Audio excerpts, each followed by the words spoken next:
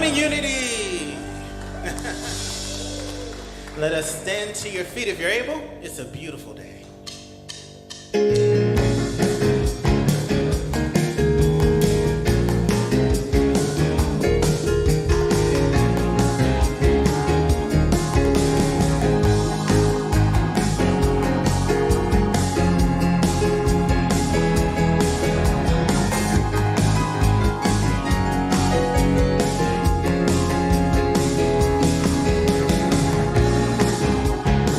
We're moving forward.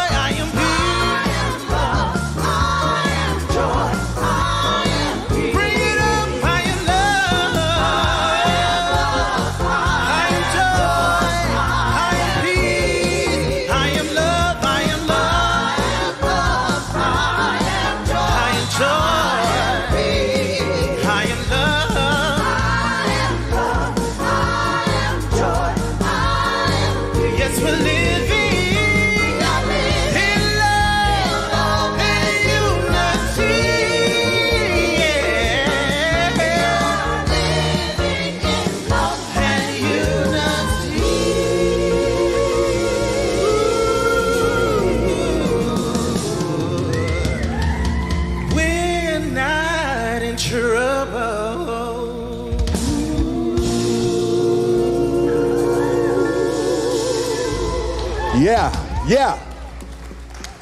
Come on, shout out loud. I am love. I am joy. I am peace. I am love. I am joy. I am peace. Somebody asked me one time, say, why do you repeat that over and over again? Why do you guys sing that over and over again? I want us to sing it until our nervous system feels it. I want us to get it out of our heads and into this body. Come on, how many believe that when you actually believe it, your whole body knows it to be true? Look at somebody real quick and say, oh my, you look amazing. You look brilliant. You are awesome. You are fabulous. You're magnetic. You are powerful. You're intelligent. I call you blessed, healthy, wealthy, and wise. I see all kinds of good coming your way. Come on, say it like you mean it. I see all kinds of good coming your way. Now high five 2 or 3 people and hug somebody's neck if you want to. Let them know that you're glad to see them today. First Unity.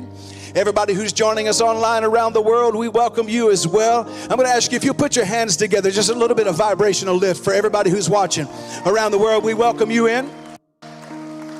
Please let us know where you're watching from, wherever you may be. Just go ahead and type it into the comments. Let us know where you're watching from. If it's your first time tuning in, please just let us know that. Also, if this is your first time coming into this ocean of devotion, we welcome you into this space, and we have a special gift for you at the welcome desk. So make sure that you stop by that welcome desk on your way out. What a blessing it is to be here today.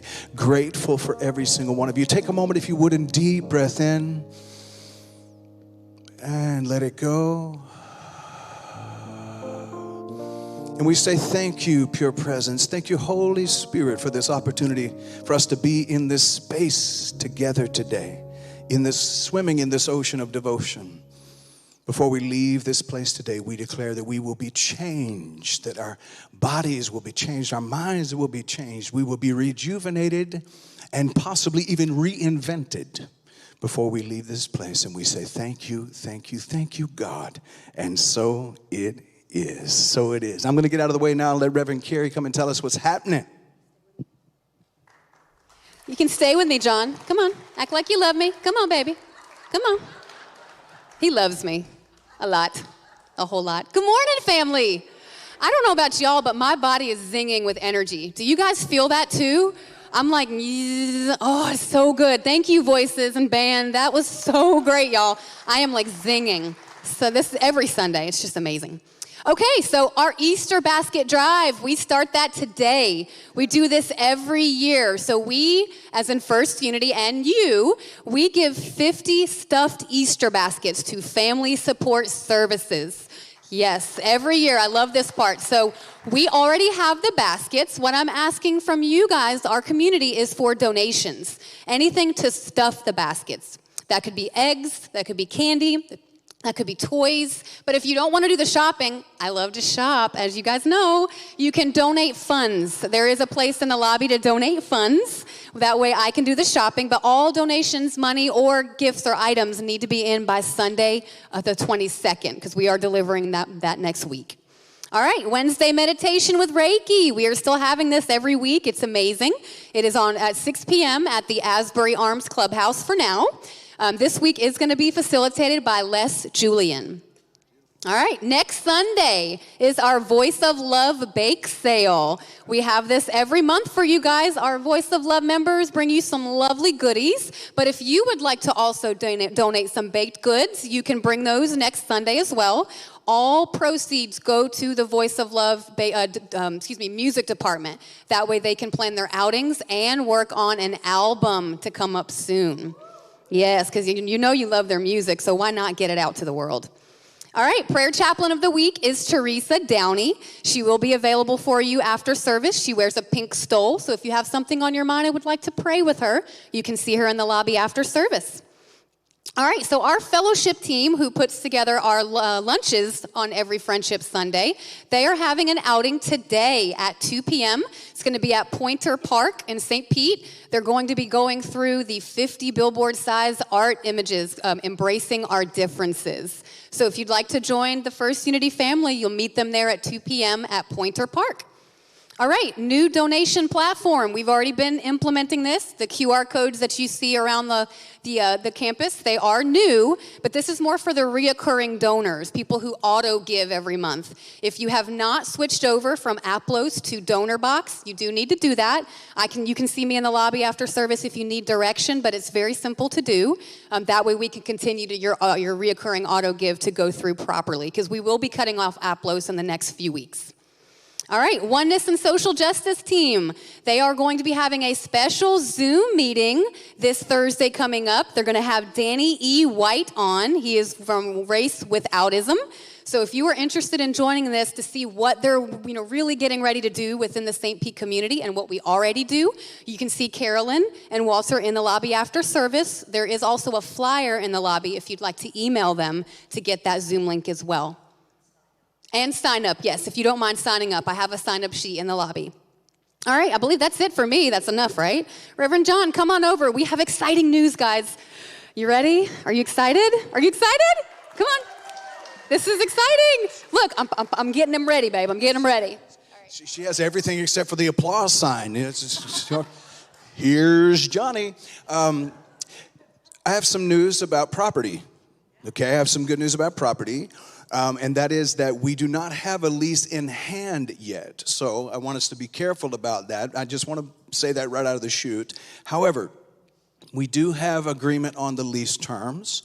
We do have agreement of a partnership with this beautiful community. And I can tell you that we're 90 or 95% there. The reason I'm saying that is because I'm not holding a lease that's been signed. I'm being very careful with that. But we are... I'm just going to go ahead and say it. We're getting prepared to move to a space where we can plant, get rooted, and grow. Okay? Yeah. So, yes. Yes. It's time, y'all. It's time. So when they were singing, "We're not in trouble, we're in transition," I was about to cry back there because I said, man, we've been in transition for a year and a half. We're gonna have to change the writing of the song. We're not in trouble or in transition, we're planted. But it has been a time of transition, and you all know this, and you have endured. Some of you have come fresh here to the space while we've been here.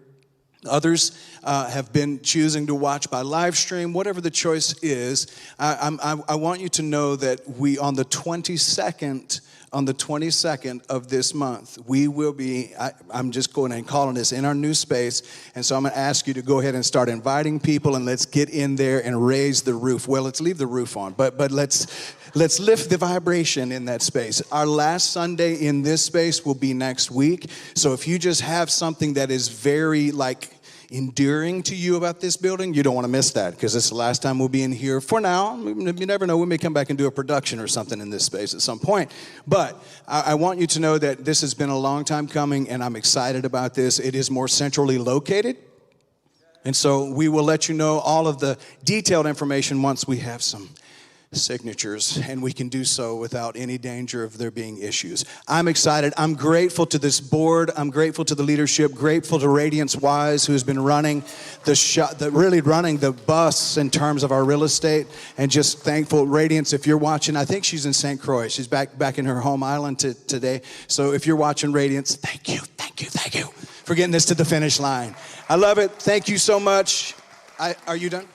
Well, one more thing. So next week, I will have a sign-up sheet in the lobby. If you are interested in volunteering and helping us with the move, there are going to be several areas of moving. So lifting, painting, cleaning, organizing. We need help, guys. So if you're interested in that, you can see me today after service in the lobby, but next week is when we'll do the sign-up. All right? I love you guys. Thank you for your time.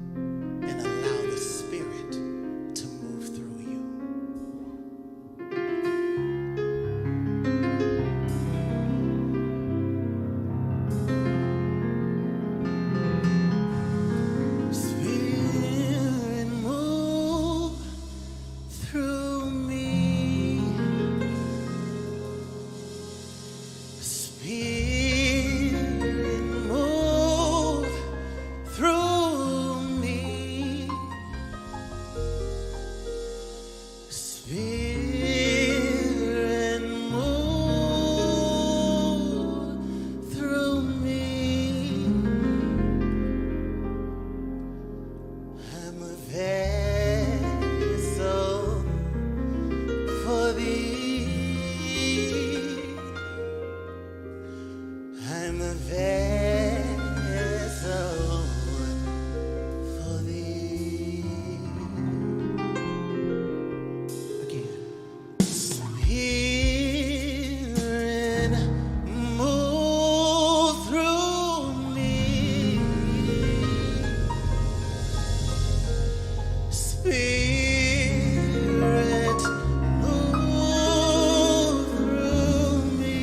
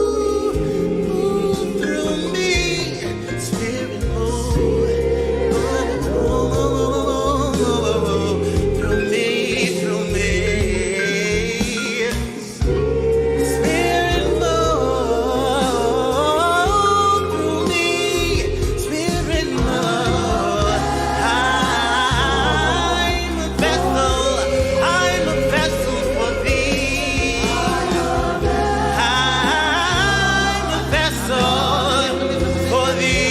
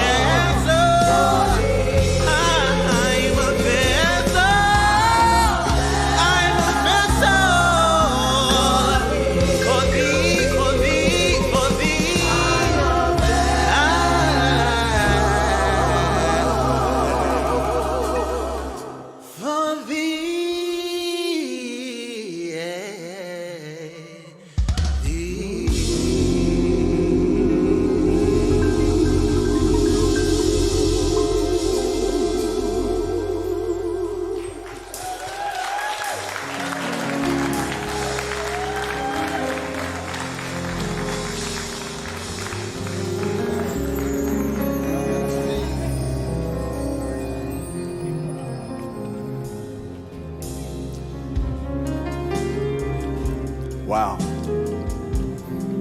Yeah, I am a vessel for you.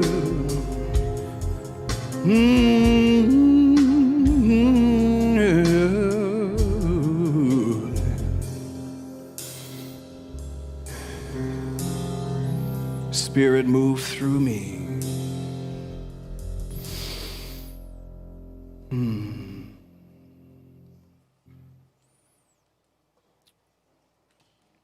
What a way to set the tone for our sacred centering.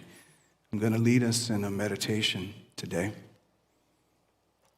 that is centered around really our theme for the month, which is dissolving the obsolete self, shedding whatever is restricting you, letting go of what doesn't carry life anymore, feeling free to release it. Last week we talked about how the snake sheds its skin when it's outgrown it. How when the caterpillar is preparing to fly, it goes through quite a transition, a metamorphosis. We talked about how when the river is ready to expand because its strength has become greater, that even the banks have to widen. Even Mother Nature says, go ahead, baby, do your thing. And when we're saying, Spirit, move through me, we are inviting expansion. Spirit, move through me says, I'm willing to be a channel for that divine presence that is never in absence from us. So take this moment now, if you will, and allow your body to become calm, relaxed. Really allow the weight of your body to rest in the seat beneath you. Those who are watching online, whether you're seated or lying down, allow the body to become relaxed and settled.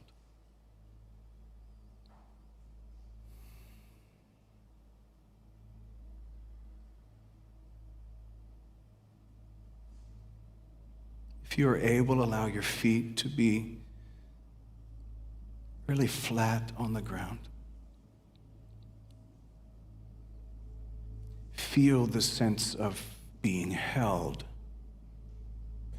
by the ground beneath you. Notice even now that you do not have to hold yourself. You're being supported.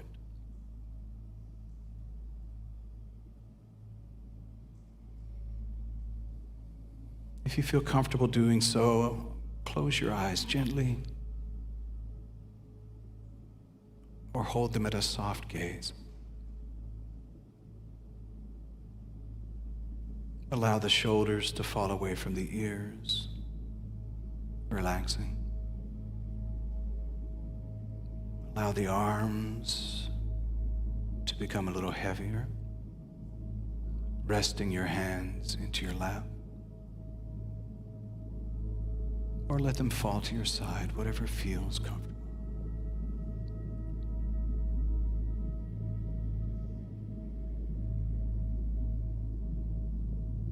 Present here now. Whisper inwardly, I am safe here now.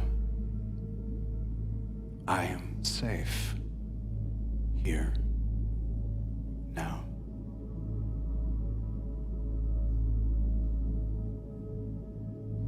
Gently bring your attention to the breath. Notice the breathing in and the breathing out.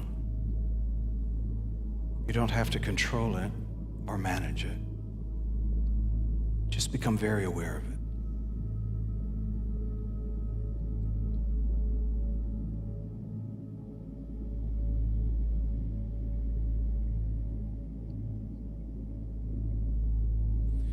Notice the subtle and yet powerful activity of life.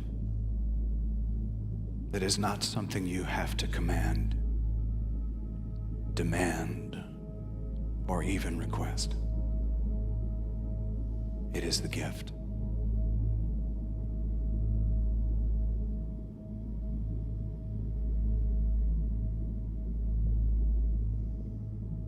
And now here's an invitation for a couple of intentional breaths, and we're going to breathe in through the nose about 4 seconds, and at the top of that breath, hold gently, and then we'll release and exhale about 6 or 7 seconds. So the inhale is shorter than the exhale. This gives signal to the vagus nerve that you're safe and relaxed. So preparing now for that first breath together. Breathe in. 1, 2, 3, 4. Hold for a moment gently. And out through the mouth. 1, 2, 3, 4, 5, 6. Allow yourself to be empty for a moment. Preparing now for another deep breath together. Breathe in. 1, 2, 3, 4. Hold gently for a moment. And out through the mouth. 1, 2, 3, 4, 5, 6. And now continue that practice, or just allow your body to take charge. It will do so.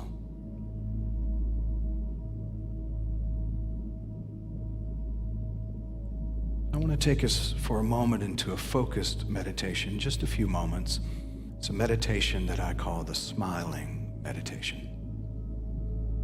And so now, if you will, allow the mouth to smile, just gently. Now notice what happens to the mind automatically as the smile on your face occurs. Notice the thoughts that are offered. Some of the thoughts could be, oh my God, this is goofy. Some of the thoughts could be about your fur baby, your children, grandchildren, your partner, your dream vacation, whatever it may be. Allow the mind to enter into a state now of happiness. Yes, happiness. Happiness is happening right now. Simply because you're smiling. And now the brain, the heart, and the body enter the dance floor together in this dance of happiness. Allow this to be your mantra. Happiness is happening now. Happiness is happening now.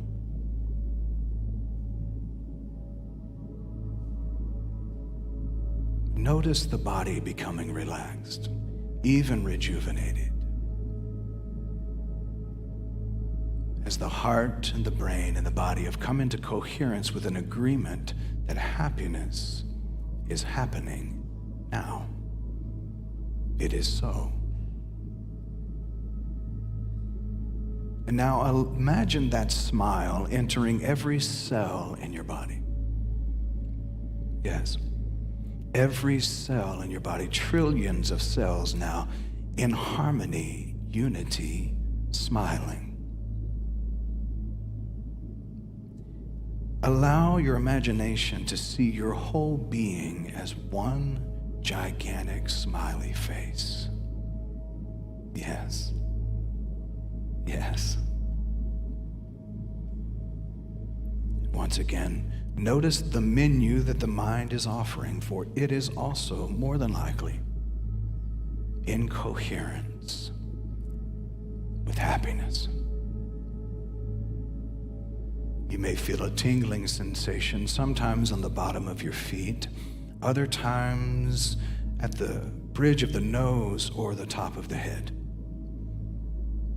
As this sensation is now moving throughout your body, your whole nervous system becoming aligned with happiness happening now.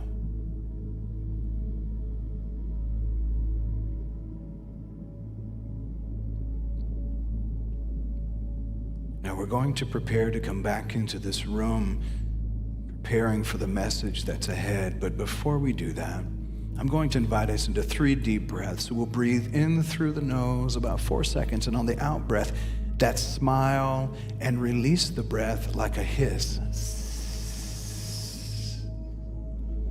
So preparing now for that first deep breath in. Breathe in. 1, 2, 3, 4.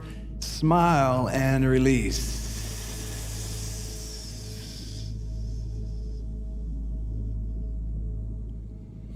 Scientifically proven that this breathing practice releases feel-good hormones into the bloodstream. Once again, breathing in. 1, 2, 3, 4. Smile and release.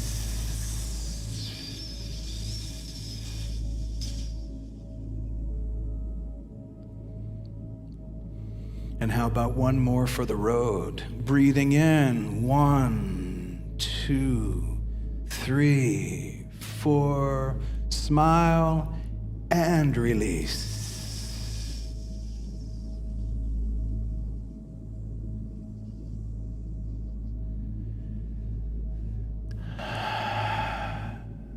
Now, if you will, bring your hands together in Anjali Mudra, otherwise known as the prayer stance. Then begin to rub your hands together gently. Feel the connection. You can begin to move and maybe wiggle toes. If you want to, you can stretch if you'd like. When you feel comfortable, open up those eyes. Maybe look around the room. Send that beautiful smile to someone else. Oh my God, you're gorgeous. Look at all of you.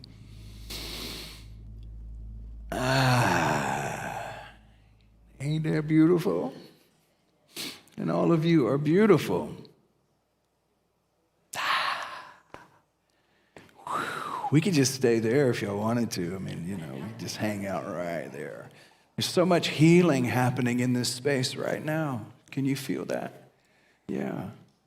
We don't need perfect situations and circumstances on the external, do we?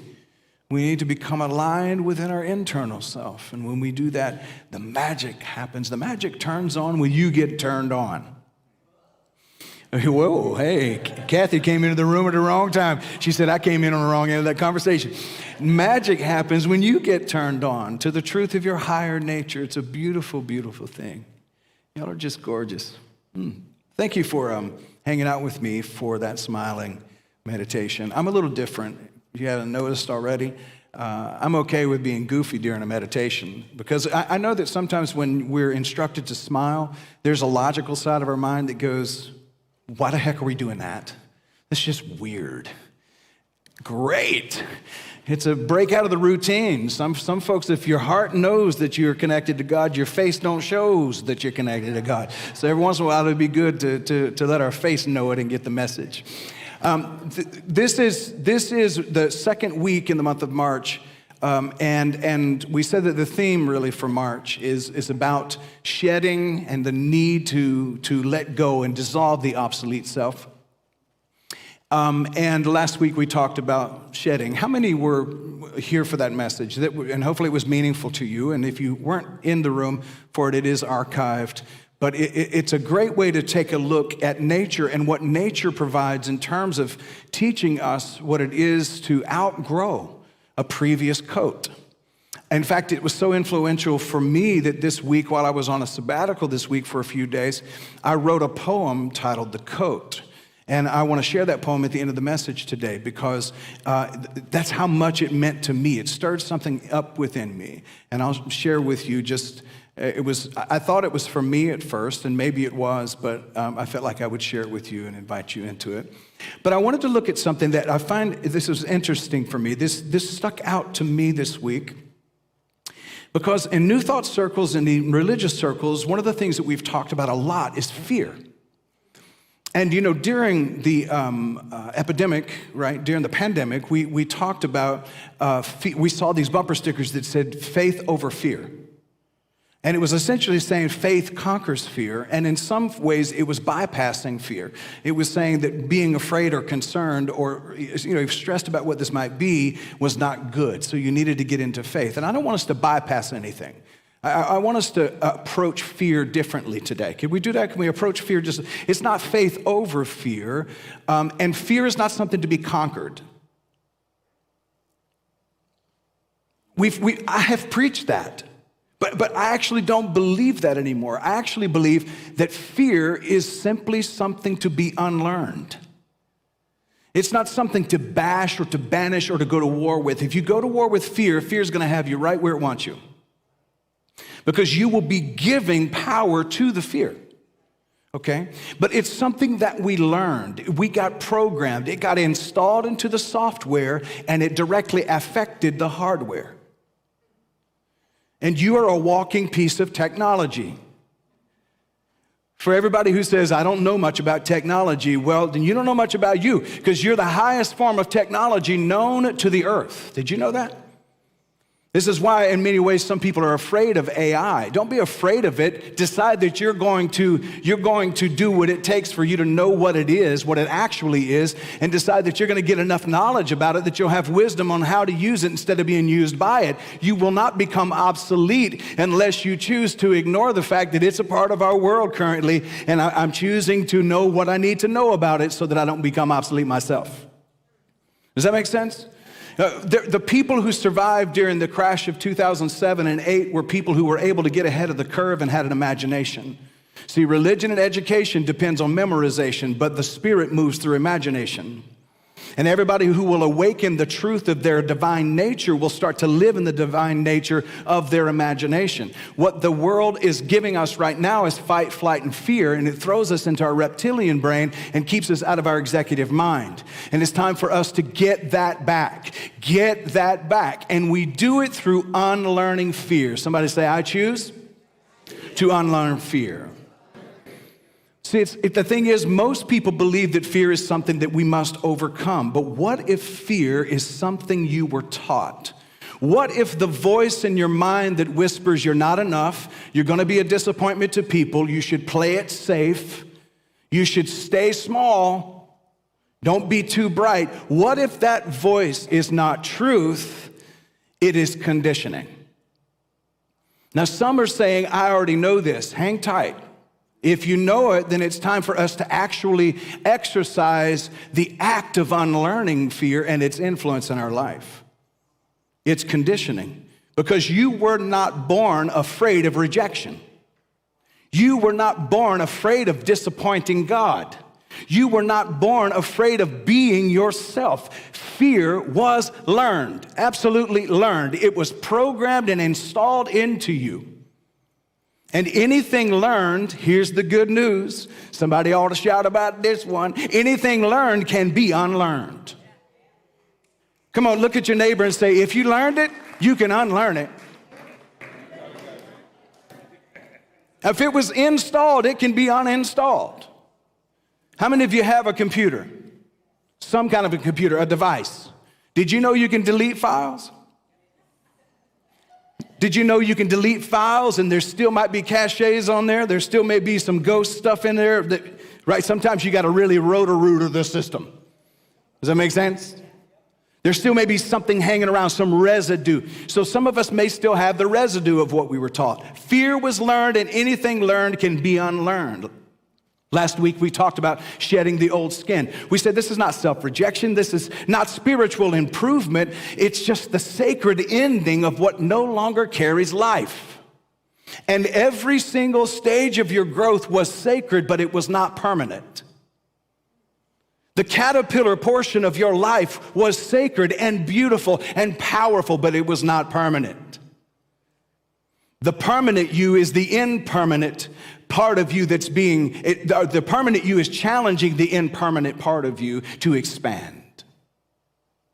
Today, we're going to name the primary architect of that obsolete self, and that is fear. Now, let me clarify. I need to clarify a little bit. As they used to say in the old church, speak on it now. Make it plain, preacher. Let me make it plain. I'm not talking about instinct. I'm not talking about turning instinct off. I'm not talking about wisdom, and I'm not talking about healthy caution. Healthy caution tells me I should not jump off of this building. So I'm not talking about healthy caution. I'm talking about fear as your identity. I'm talking about fear as a worldview, that when you look at the world, you are afraid. I'm talking about fear as your operating system. Most people don't need more courage. They need to unlearn fear. It's not that we need more courage. You have the courage in there, but many of us are in the rage part of it instead of in the courage. We need to unlearn our fear. You were not born with most of the fears that you carry currently. And unless we call them out, we don't start to figure them out and get them out. You were not born afraid of being unworthy. You ever seen a baby that's scared of what y'all think about it when it's gone to the bathroom on itself? You changing the nastiest diaper you ever seen in your life, and that baby's like, ah. It doesn't care what you think. It's not trying to cover up. Most of us, when we get out of the shower, we by ourselves, when we try to cover everything up on our way out of the shower. We don't even like our own self. And then we're trying to get somebody to fall in love with us, but we don't even love ourselves. Come on now. I'm talking to somebody in here. We learned that behavior because when you're a baby, come on, we have a baby in the room. So beautiful. Isn't that true? Am I right about it? She don't care if you care. She don't care. That was a learned behavior. You're not born feeling unworthy. You're not born feeling rejection. You're not born afraid of failing or afraid of not succeeding in the world you're living in. Those fears were all installed, programmed into you. They were programmed by your family system. Whoa. Caveat. Did you know friends are God's apology for family? Anyway. It was in your family system. It was installed through your religion. through your culture. It was installed through trauma, the experiences you survived, and your thinking became software. And over time, that software etched itself into the hardware, the nervous system. And the program runs long enough for us to start believing that it's who we are. We are habitually afraid and don't even realize the things that we do in response to fear because we haven't taken the time. This is all meditation means. You go within so you don't go without. You go within so that you can notice how you're reacting to life from the installed program. But any program installed can be uninstalled. You don't have to be stalled anymore because you can uninstall the false programming. We say things like, well, that's just how I am. Or, I've just always been anxious. No, there was a time in your life you weren't. That baby's not anxious. That baby wants to eat, that baby's gonna tell you. And it doesn't care if it's singing on key, it does not care. It didn't ask for somebody to tune it up. It's gonna tell you it's hungry. So it's not just who you are. You weren't always anxious. I hear this one from folks all the time. You know, I just don't trust people.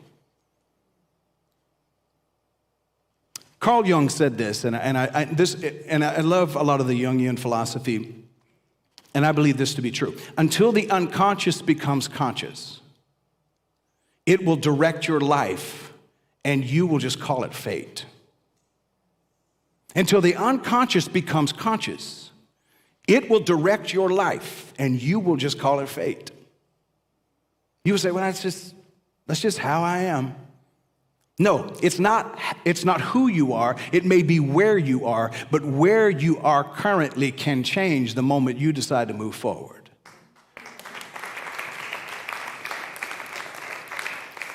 And I'm not dogging therapy, but I'm going to tell you something. If you go to therapy for 30 years of your life and nothing has changed, then it's time for there to be a shift. I'm not throwing any shade. I'm just casting some light on a reality that you do not have to spend the rest of your life on a couch somewhere rehearsing the same story over and over again when you have the pen within your hand to change the story the moment you get ready. Take agency back. Take your authority back. Stop giving it away to other systems that need you to stay in flight, fight, and fear.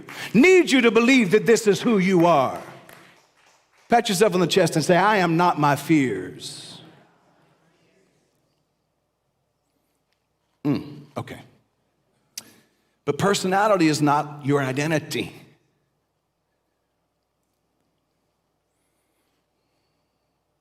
Most of the time, our personality is our adaptation, not identity. And here's the distinction. Adaptation is not identity. The obsolete self is adaptation, but the emerging self is essence. Now here's something I'd like to point out. Modern neuroscience has confirmed what spiritual teachers have been saying for generations and millennia. Your thoughts shape or reshape your biology. But your thoughts, along with a feeling, rush that process through warp speed. This is one of the things that they're finding out as the Heart Math Institute and other scientific groups have realized that the heart has a brain too. It's not just the brain in our head that needs adjustment, it's the heart brain that also needs adjustment because it is the one that is in charge of the emotions and how the body feels. So I can say all day long that I believe I'm meant to live in abundance, but if my body is saying, you deserve poverty or you're not worth it, then your being is not in congruence, it's not in coherence. And as a result of it, the universe is pressing the gas and the brake at the same time.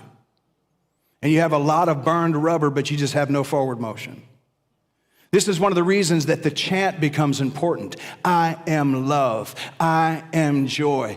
I am peace. We say it over and over again, and then you start feeling it. This is what St. Paul meant when he said, stir up the gift that's already within you. You're stirring it up because you're bringing the nervous system along with you so that the body feels what the brain knows and the body feels what the heart knows. Your thinking patterns literally change as you change how you think. Neural pathways, stress chemistry, immune response, vagal tone. Your gene expression takes on a different expression based on what you believe to be true about you. In other words, the programs you run on shape the machine. Software rewires the hardware, which means that fear does not just live in your thoughts, it eventually lives in your nervous system, and that's why you still respond to this day to traumas that took place 30 years ago. And that is why fear can feel absolutely real and convincing, even when it's not happening. Because the nervous system believes it to be true. Here's something about truth. Truth does not make you feel tense. Truth relaxes you. This is why even the scripture says the truth, Jesus said, the truth shall make you free. So when the truth comes, it does not make you feel tense, it makes you feel relaxed. And so if what you believe about God and believe about yourself is causing your nervous system to contract, it may not be truth, it may be inherited fear. When you think about God, when you think about Jesus, when you think about the Bible, when you think about the Bhagavad Gita, when you think about the Quran, when you think about the sutras, when you think about all of the sacred writings and you feel restricted, that's not truth. That's not God. That is fear that's been inherited around the name of God. And this is why people can be Christians all of their life and they still got the hell scared out of them, but no heaven in them. I told you some of the meanest people I ever met in my life were in church. Some of the scariest folks I have ever come in contact with, Leslie, were in church, sitting right next to me. Some starchy, some mean folks. I'm trying to catch up on my cussing quota. But some of the meanest people I ever met, and I'm telling you, they preach heaven hard and hell hard, and all of them they all look like they've been baptized, dunked in pickle juice. It's just like, and held them down. And that's inherited fear. Yes, but John, the Bible says, and it says a lot, but what are you going to come with? The Bible says that fear is the beginning of wisdom. The fear of God is the beginning of wisdom, and it's a mistranslation. Well, John, you just trying to change the Bible. Well, they did before I got to it, so let me give it a go. It was a bunch of white dudes who decided what we were going to believe anyway. If they wrote it and rewrote it and perverted it, because I had somebody the other day, they said, this sounds like a perversion of the Bible. And I said, well, there was a lot of perversions before I got to it. The word there is not fear as in fright. The word there is respect and honor. Now read it differently that way. The respect and honor of the divine is the beginning of wisdom. Of course it is. When you wake up to the beauty of the divine nature, it's wisdom. But it takes the fear out of it. Fear sells real well, but I'm going to tell you something. It really has caused a lot of trauma in our world. This is why we can fight over the craziest things we fight over. But if your belief about God is making your system contract, then it's not truth, it's fear. I'm almost done. Now here's a little bit of an inner shift, and this is really important. I wanted to get to this today before we close. The fearful version of you is not your enemy. Can I say that again? See where it lands. The fearful portion of you is not your enemy. It helped you survive. It helped you belong. It even helped you avoid punishment. It helped you read the room. It helped you to anticipate danger. It was intelligent during its season. It helped you to survive. But survival strategies have an expiration date. Fear does not just keep you cautious. Fear makes you smaller. Fear narrows your vision. Fear whispers, don't try, be careful, don't speak, don't shine too much. Don't soften or become vulnerable, because fear says survival is the highest goal. But survival is not the highest goal. Wholeness is the highest goal. Love is the highest goal. Peace is the highest goal. Joy is the highest goal. Abundance is the highest goal. Survival's not the highest goal. We didn't come into this life to survive. We came here to be fully alive. And so fear is not just caution. Fear is holding you so that it was trying to help you, but now it restricts you. You get a pattern here? So we're not trying to banish it or bash it. We're almost saying thank you to fear for the work you did for the season in my life. But fear, you can chill now, because I have some greatness to do. I have some greatness to become. St. Paul said it this way: God has not given us a spirit of fear, but power, love, and a sound mind.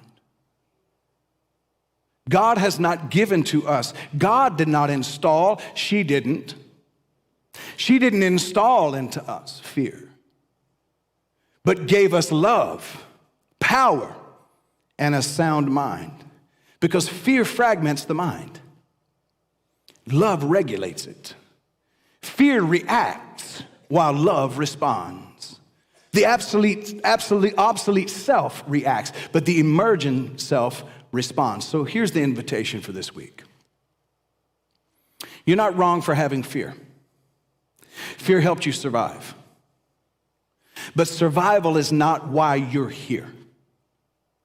You are here to live as an expression of the divine. Not to defend, not to always be bracing, but to express the divine. And here's the beautiful truth. Fear may have been learned, but it is never your nature. And what is learned can be unlearned. And you were natural born, meant to succeed, to thrive, and to be fully alive. But you won't do it by cursing fear. You can do it. How do I know this? Because this last week, when it dawned on me that fear was the coat that I wore during my adolescence and during my teen years and into my 20s, but when I look at any of the clothes that I wore in my 20s, I can't wear them no more. I've outgrown them. I cannot wear my onesie from when I was 4. I've outgrown it. And so I said to fear,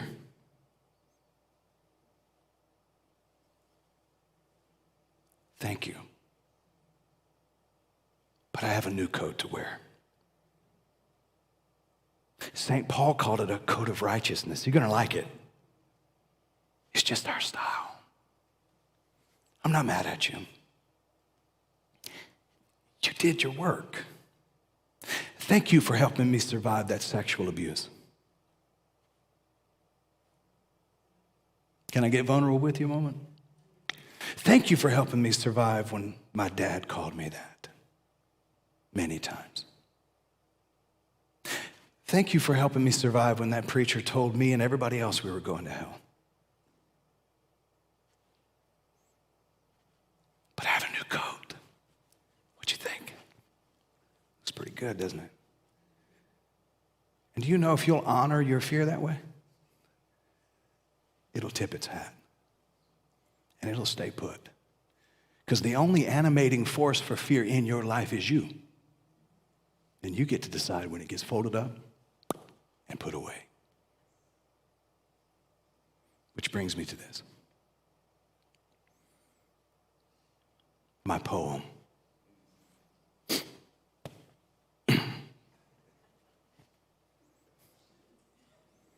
This poem is titled The Coat. Written for me, shared with you. I was given a coat before I knew I was cold, before I had language for stories untold. No warning, no weather report. just quiet hands at my throat, buttoning me up against drafts that would float through rooms where love sometimes hid. The air in that house shifted fast. Warmth never lingered, it rarely would last. So I learned very young what no child should learn: how to watch every door, how to wait every turn. The coat fit snug, it fit tight, lined with alertness, stitched up with fright. Threaded with whispers, be careful, be small, don't shine too brightly, don't risk it at all. It softened sharp silence, it cushioned harsh tone, it taught me to brace before being alone. The coat was loyal, the coat was wise, it helped me read rooms and study eyes. It kept me safe through unpredictable weather, so I wore it always. We grew up together. I wore it to school. I wore it to love. I wore it in rooms far warmer than the one I came from. And I could not explain why I felt so tired, why joy felt dimmed, why desire felt wired to scan every shadow, measure every glance, mistaking protection for living by chance. One day someone asked, soft-spoken and slow, "Are you warm in that coat?" And I didn't know. Because the truth be told, I was overheated, exhausted. I felt a little defeated. Winter had ended. The threat had retreated. And still I stood guarded, layered, completed. So I loosened one button. Nothing broke. I loosened another. Still no smoke. The sky didn't darken, the floor didn't split. The world did not punish my loosening it. When I slipped it off, I didn't curse its design. I had sheltered my heart with it in a harsher time. I folded it gently, laid it down. No fire, no fury, no dramatic renown, because the coat was not evil, it was simply old. And I am not the child in that house or in that cold. The air is steady, the light is clear, the rooms are warmer than memories fear. Survival kept me, but survival is small. I am meant for more than bracing for fall. The coat can rest. It has done its part. It guarded my body. It guarded my heart. But it isn't winter anymore. The coat.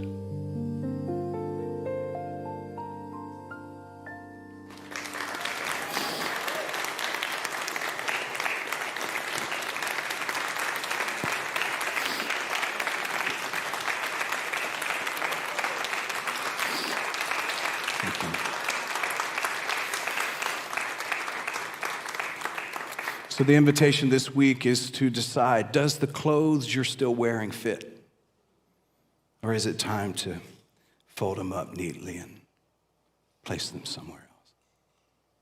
Because survival is not how you were meant to live. You were meant to live in a revival of thrival. And your success is not measured by checking everyone else's list for your life. It is by you living fully as you, and something in you may say, I don't know how to do that. Cool. Listen to the voice, it'll tell you. And when the truth is spoken, it won't restrict you, it will free you. And then you'll know. That was really me speaking. So, Holy Presence, thank you for the ability to face our fears. Not with anger, not with malice. Not with hate, not condemning it or even casting shade, but simply shedding light on the reality that that outfit doesn't fit anymore. It's time for a new suit of clothes. And maybe this is what it meant the whole time that Yeshua ben Joseph, Jesus of Nazareth, said, you must be born again just so you can see the kingdom of God.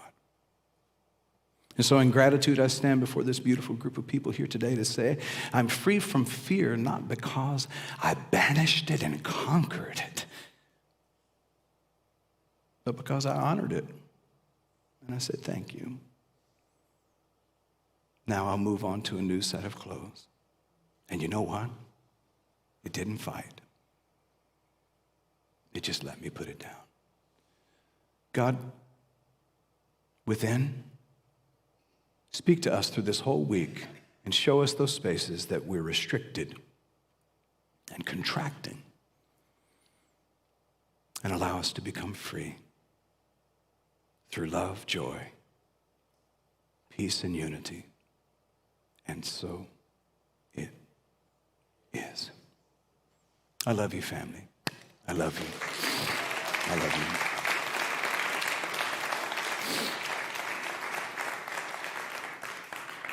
As the band prepares to come back to the stage, I want to say thank you for being here today. You could have been anywhere else, and you chose to be here. It's a beautiful thing.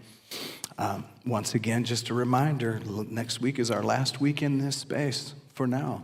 Okay, so please choose to attend, and let's celebrate where we've been able to be. Let's get together and celebrate it and say thank you. Thank you. We'll say thank you to Eckerd, but let's say thank you to God for opening up the doors.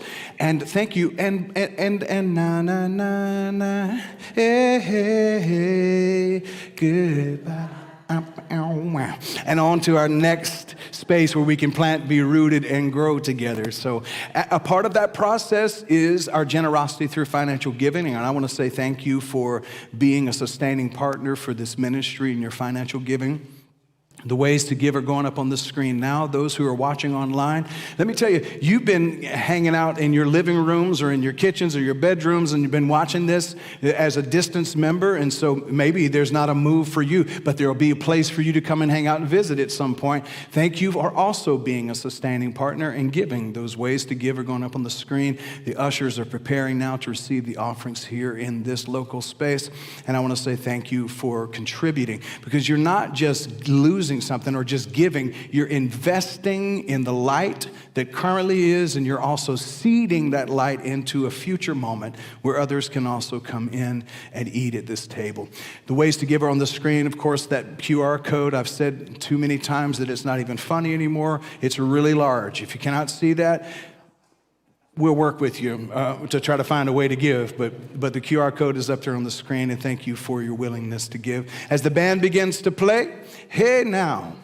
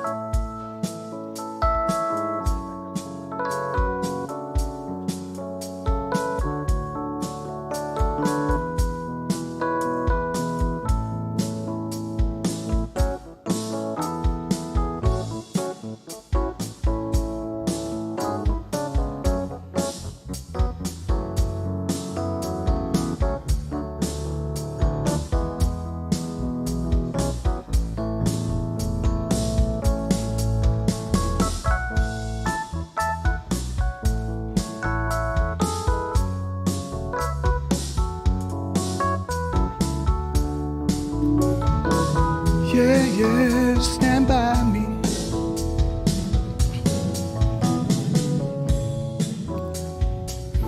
All right, I'm going to ask you if you will to stretch your hands this way toward the ushers and the offering, and we just offer up a prayer of thanksgiving. We say, thank you, God, Father, Mother, God, for supplying for all of our needs. Source presence that is giving us the opportunity to enact the law of circulation today as we give. We know that we will receive because that's the natural law of the planet. But we ask for a blessing of multiplication on these offerings, not just to the accounts of First Unity, but also to the accounts of those who have given today. For we believe that we are living in abundance, and we say thank you, thank you, thank you, and so it is. So it is. Yeah, yeah. Stand by me.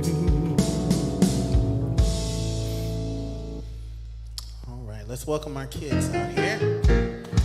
Come on, kids.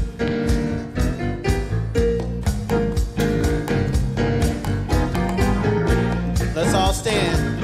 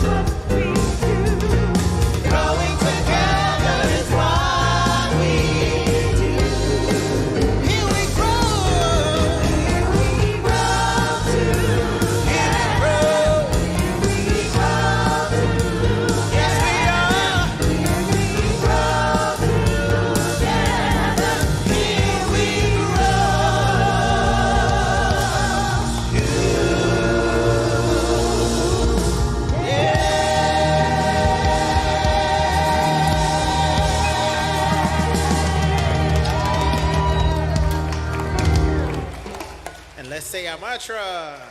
Love is who I am. Gratitude is my attitude. Abundance is my nature. And well-being is my birthright. Have a wonderful day, everyone.